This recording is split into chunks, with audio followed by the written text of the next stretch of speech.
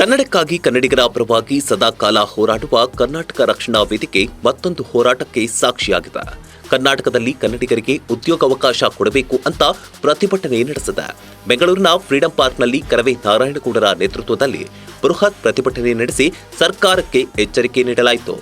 ಹೌದು, ಕರ್ನಾಟಕದಲ್ಲಿ ಕನ್ನಡಿಗರಿಗೆ ಅನ್ಯಾಯ ಆಗ್ತಿದೆ. ಹೊರ ರಾಜ್ಯದವರಿಗೆ ಹೆಚ್ಚಿನ ಆದ್ಯತೆ ನೀಡುವ ಮೂಲಕ ಕನ್ನಡಿಗರನ್ನ ನಿರ್ಲಕ್ಷ್ಯ ಮಾಡಲಾಗ್ತಿದೆ ಅಂತ ಕರ್ನಾಟಕ ರಕ್ಷಣಾ ವೇದಿಕೆ ರಾಜ್ಯಾದ್ಯಂತ ಪ್ರತಿಭಟನೆಗೆ ಕರೆ ನೀಡಿದೆ.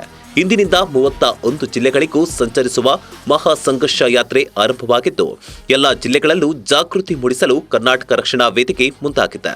ಈ ಮಹಾ ಸಂಘರ್ಷ ಯಾತ್ರೆ ಮುಗಿದ ಬಳಿಕ ಸರ್ಕಾರಕ್ಕೆ ನಿಯೋಗ ಕಳಿಸಿ ವಿವಿಧ ಬೇಡಿಕೆಗಳನ್ನ ಈಡೇರಿಸುವಂತೆ ಮನವಿ ಮಾಡಲಿದ್ದಾರೆ. ಹಾಗಾದ್ರೆ ಕರ್ನಾಟಕ ರಕ್ಷಣಾ ವೇದಿಕೆಯ ಬೇಡಿಕೆಗಳೇನು ಅಂತ ಹೇಳ್ತೀವಿ ಕೇಳಿ. ವಿಶೇಷ ಆಯೋಗ ರಚನೆ ಮಾಡಬೇಕು. ಎಲ್ಲ ಉತ್ಪನ್ನಗಳ ಹೆಸರು ಕನ್ನಡದಲ್ಲೇ ಪ್ರಿಂಟ್ ಆಗಬೇಕು.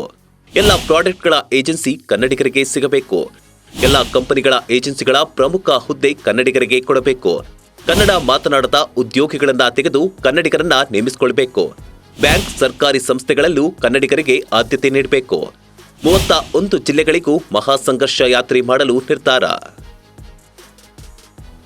ಕರ್ನಾಟಕ ರಕ್ಷಣಾ ವೇದಿಕೆ ಕರ್ನಾಟಕದಲ್ಲಿ 3 ಭಾರಿ ಮುಖ್ಯ ಉದ್ದೇಶಗಳನ್ನ ಇಟ್ಕೊಂಡು 31 ಜಿಲ್ಲೆಯಲ್ಲೂ ಮಹಾ ಸಂಘರ್ಷ ಯಾತ್ರೆ ಅಂತ ಹೇಳಿ ಎಲ್ಲ ಜಿಲ್ಲೆ, ಎಲ್ಲ ತಾಲೂಕುಗಳಲ್ಲಿರುವಂಥ ಕನ್ನಡಿಗರನ್ನು ಎಚ್ಚರಿಸುವಂಥ, ಜಾಗೃತಿ ಮೂಡಿಸುವಂಥ ಕೆಲಸವನ್ನು ಕರ್ನಾಟಕ ರಕ್ಷಣಾ ವೇದಿಕೆ ಮಾಡಬೇಕು ಅನ್ನೋ ತೀರ್ಮಾನವನ್ನು ಮಾಡಿದೆ. ಉದ್ದೇಶ ಕರ್ನಾಟಕಕ್ಕೆ ಬರುವಂಥ ಎಲ್ಲ ಉತ್ಪನ್ನಗಳು ಅಂದರೆ ಪ್ರಾಡಕ್ಟ್, ಎಲ್ಲ ಉತ್ಪನ್ನಗಳ ಮೇಲೆ ಕಡ್ಡಾಯವಾಗಿ ಕನ್ನಡವನ್ನು ಬಳಸಬೇಕು. ಆ ಉತ್ಪನ್ನಗಳ ವಿವರವನ್ನು ಆ ಪ್ಯಾಕೆಟ್ಗಳ ಮೇಲೆ ಕಡ್ಡಾಯವಾಗಿ ಕನ್ನಡದಲ್ಲಿ ಇರಬೇಕು. ಎರಡನೇದು, ಕರ್ನಾಟಕಕ್ಕೆ ಬರುವ ಎಲ್ಲ ಪ್ರಾಡಕ್ಟ್ಗಳು, ಎಲ್ಲ ಉತ್ಪನ್ನಗಳ ಏಜೆನ್ಸಿಗಳನ್ನು ಕನ್ನಡಿಗರಿಗೆ ಕೊಡಬೇಕು. ಆ ಏಜೆನ್ಸಿಗಳಲ್ಲಿ, ಈಗಿರುವ ಏಜೆನ್ಸಿಗಳಲ್ಲಿ ಒಬ್ಬ ಕನ್ನಡಿಗನ್ನ ಪಾಲುದಾರನಾಗಿ ತಗೋಬೇಕು ಅನ್ನೋದು ಕರ್ನಾಟಕ ರಕ್ಷಣಾ ವೇದಿಕೆಯ ಆಗ್ರಹ. ಹಾಗೆ ಮೂರನೇದು ಕರ್ನಾಟಕದಲ್ಲಿ ಇರುವಂತ ಎಲ್ಲ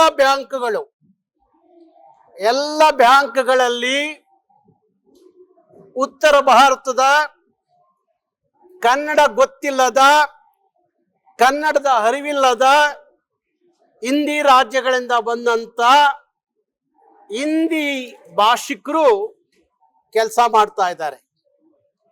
ಅವರಿಂದ ಯಾರಾದರೂ ಹಿಂದಿ, ಇಂಗ್ಲಿಷ್ ಗೊತ್ತಿಲ್ಲದವರು ಬ್ಯಾಂಕ್ಗಳಲ್ಲಿ ಹೋಗಿ ವ್ಯವಹಾರ ಮಾಡಬೇಕು ಅಂದಾಗ ನಿಮಗೆ ಹಿಂದಿ ಗೊತ್ತಿದೆಯಾ ಅಂತ ಕೇಳುವ ದುರಂಕಾರದ ವರ್ತನೆಯನ್ನ ಉತ್ತರ ಭಾರತದಿಂದ ಬಂದಂಥವ್ರು ಮಾಡ್ತಾ ಇದ್ದಾರೆ.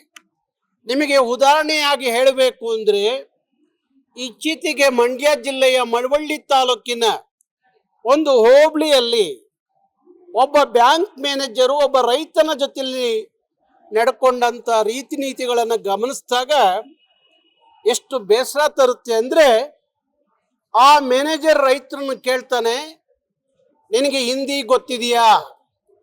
ಹಿಂದಿ ಗೊತ್ತಿದ್ರೆ ಮಾತ್ರ ನನ್ನ ಹತ್ರ ಮಾತಾಡು, ಇಲ್ಲ ಅಂದರೆ ಹಿಂದಿ ಕಲ್ತ್ಕೊಂಡು ಬಂದು ಮಾತಾಡು ಅನ್ನುವ ಮಾತನ್ನ ಹೇಳುವ ದುರಂಕಾರದ ವರ್ತನೆಯನ್ನು ತೋರಿಸ್ತಾನೆ. ಅಂದರೆ ಇಂಥವನ್ನೆಲ್ಲ ಕನ್ನಡಿಗರು ಕರ್ನಾಟಕದ ನೆಲದಲ್ಲಿ ಯಾಕೆ ಸಹಿಸ್ಕೋಬೇಕು? ಅದಕ್ಕೋಸ್ಕರ ನಾವು ಹೇಳ್ತಾ ಇದ್ದೀವಿ, ಕನ್ನಡದ ಗೊತ್ತಿಲ್ಲದ ಉತ್ತರ ಭಾರತದಿಂದ ಬಂದಂಥ ಹಿಂದಿ ರಾಜ್ಯಗಳ ಹಿಂದಿ ಭಾಷಿಕರ ನಡವಳಿಕೆಯನ್ನು ಗಮನಿಸಿದಾಗ ನೀವು ಕರ್ನಾಟಕದಲ್ಲಿ ಕೆಲಸ ಮಾಡಲಿಕ್ಕೆ ಯೋಗ್ಯರಲ್ಲ. ಅದಕ್ಕಾಗಿ ನೀವು ವಾಪಸ್ಸು ನಿಮ್ಮ ರಾಜ್ಯಗಳಿಗೆ ಹೋಗಿ. ಎಲ್ಲ ಬ್ಯಾಂಕ್ಗಳಲ್ಲಿ ಇನ್ಮೇಲೆ ಕನ್ನಡಿಗರು ಕೆಲಸ ಮಾಡ್ತಾರೆ.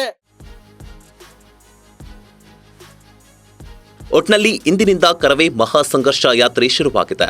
ರಾಜ್ಯಾದ್ಯಂತ ಯಾತ್ರೆ ಸಂಚರಿಸಿ ಜಾಗೃತಿ ಮೂಡಿಸಲು ದಿಟ್ಟ ನಿರ್ಧಾರ ಕೈಗೊಂಡಿದೆ.